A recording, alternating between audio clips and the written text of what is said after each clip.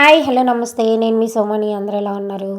Sorry ఫస్ట్గా మీకు చెప్పాల్సింది ఏంటంటే నాకు గొంతు కొంచెం బాగాలేదనమాట. సో అందుకని చెప్పేసి వాయిస్ ఎలా ఉన్నా ఏమనుకోవద్దు. మా అన్నయ్య స్వామి ఇడుములకైతే వెళ్ళామన్నమాట.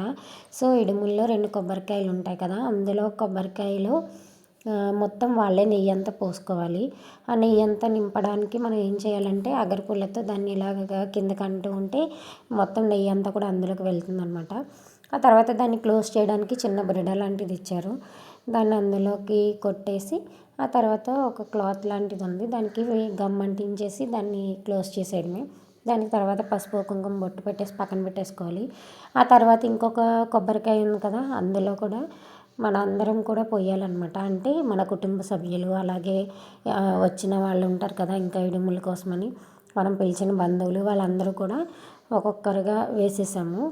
అందరూ వేసేసిన తర్వాత దాన్ని కూడా ఏం చేసామంటే సేమ్ అలాగే ముందులాగే బిరడా పెట్టేసి క్లాత్తో కవర్ చేసాం.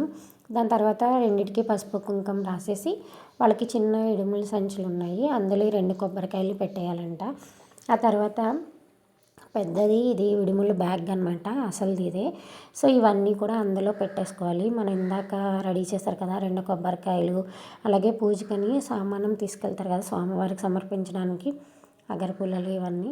సో అది ఇంకా జాకెట్ ముక్క ఇవన్నీ కూడా అందులో పెట్టేశారు. ఇడుములు అయితే కట్టేశారు. కట్టేసిన తర్వాత ఒక్కొక్కళ్ళు కూడా దండలు అయితే వేసామన్నమాట. దండలు వేసి చూసారా మా అన్నయ్య స్వామి నిజంగా అయ్యప్ప స్వామిలాగా ఉన్నారు కదా.